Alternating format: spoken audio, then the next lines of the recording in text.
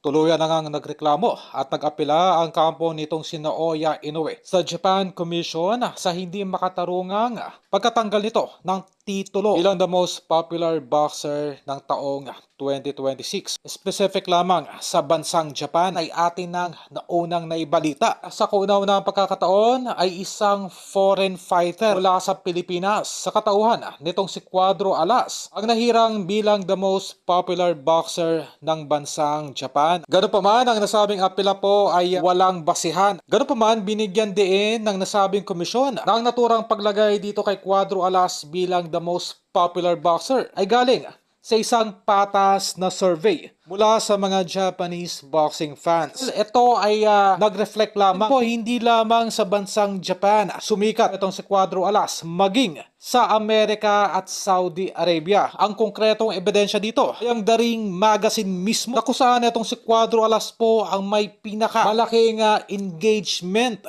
sa The Ring Magazine. Sa lahat po ng mga pinopost patungkol kay Cuadro Alas, hindi na nakakapagtaka kung sa bansang Japan ay mag-number 1 etong si Cuadro Alas dahil una-una doon po mismo naganap ang naging napaka-impresibong laban nito kontra Luis Neri. Natural din na magreklamo itong kampo ni Naoya Inoue dahil ito nga naman ang itinuturing bilang isang pound per pound king. Ganun pa man ay momentary lamang din itong kasikatan ni Cuadro Alas kung hindi ito masusustain ng isang susunod pang maimpresibong laban. Sa madaling salita, kailangan po magtuloy-tuloy ang mga impresibong laban ni Cuadro Alas upang manatili ang kasikatan nito hindi lamang sa Japan, maging sa Saudi at Amerika.